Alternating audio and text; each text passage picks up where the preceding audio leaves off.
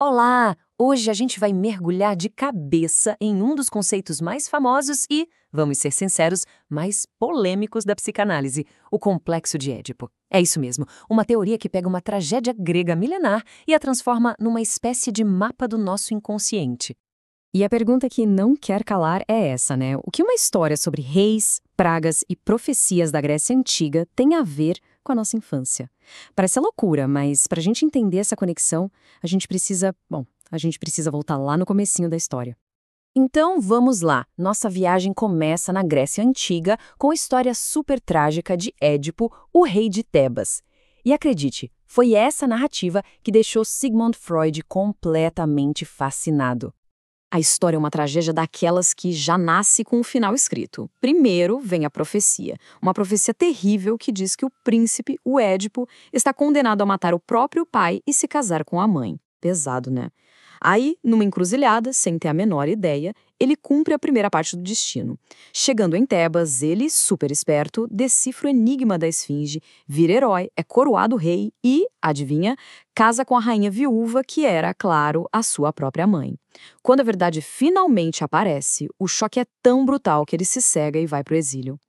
E é exatamente aqui que a coisa fica interessante, porque o Freud, ele olhou para esse mito e não viu só uma história sobre destino. Não, ele enxergou ali um espelho, um reflexo de conflitos que são universais, sabe? Coisas sobre identidade, amor, rivalidade, conflitos que, segundo ele, todo mundo vivencia lá no fundo do inconsciente.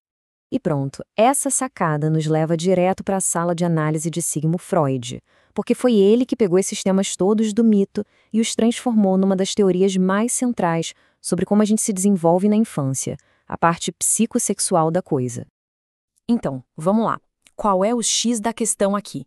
A ideia do Freud é a seguinte: em algum momento, ali na infância, a criança começa a ter sentimentos que são super intensos e meio confusos.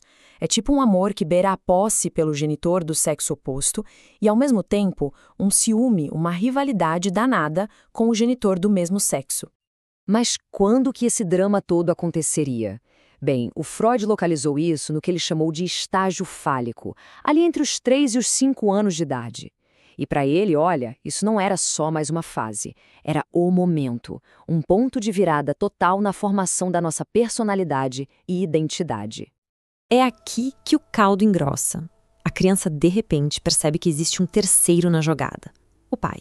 E para o menino, o pai vira um rival pelo amor da mãe. Esse conflito todo gera um medo lá no inconsciente de ser punido por esse rival. É o que o Freud chamou de ansiedade de castração.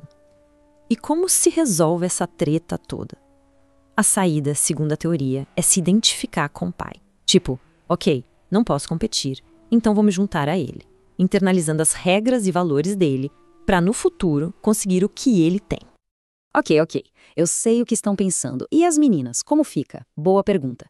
O Freud, claro, pensou num processo parecido para elas, que depois ficou conhecido por outros como o complexo de Electra, com suas próprias dinâmicas e tal. Mas olha, a história não termina com o Freud, não. Não mesmo. Porque aí entra em cena uma figura importantíssima, a psicanalista Melanie Klein. E ela chegou para chutar o tabuleiro, propondo uma revisão radical da coisa toda. Para ela, esse drama dípico começava muito, mas muito antes do que o Freud tinha imaginado. E esse debate entre eles, sabe, ele mostra uma coisa muito legal da psicanálise. Não é um livro de regras fechado, um dogma. É um campo vivo, pulsante, onde as ideias estão sempre sendo discutidas, revistas, aprofundadas. E a diferença aqui é gigante. Pensa assim. Para o Freud, o palco do drama é o triângulo familiar, pai, mãe e filho, e a peça acontece lá pelos 3 a 5 anos. Para Klein, não. As raízes do Édipo estão lá atrás, nos primeiríssimos meses de vida. O foco dela sai desse triângulo e mergulha na relação do bebê com a mãe. Uma relação super intensa, primitiva, cheia de agressividade, inveja e fantasia sobre o corpo da mãe. Tem uma frase que resume perfeitamente essa virada de chave. O complexo de Édipo kleiniano é um caso muito mais primitivo e violento. É isso. Com a Klein, a gente é jogado no mundo psíquico muito mais arcaico, sabe? Mais turbulento, onde as emoções são cruas e as ansiedades são viscerais. Certo? A gente passou pelo mito, pela teoria do Freud, pela revisão da Klein, mas aí fica a pergunta: por que uma ideia com mais de 100 anos ainda gera tanta discussão, tanto debate. Qual é o legado disso tudo, afinal? Olha, no fim das contas, a grande contribuição do Complexo de Édipo foi nos dar uma linguagem para falar sobre o peso das nossas primeiras relações. Ele nos deu um jeito de pensar sobre como a dinâmica da nossa família nos molda, sabe? Como o nosso inconsciente está sempre ali, agindo nos nossos sentimentos, e como a nossa identidade é construída a partir desses primeiros dramas de amor, ciúme e rivalidade. É por isso que até hoje continua sendo uma ferramenta tão importante na psicoterapia. Então, o que a gente viu aqui foi a jornada de uma ideia. A história de como um mito, uma única história da antiguidade, foi transformada num mapa. Um mapa poderoso para a gente tentar navegar pelos territórios mais complexos e fascinantes do coração humano. E tudo isso nos deixa com uma última reflexão, né?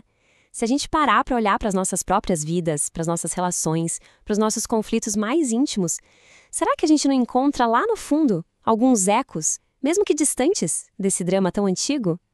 Fica aí a pergunta para a gente pensar.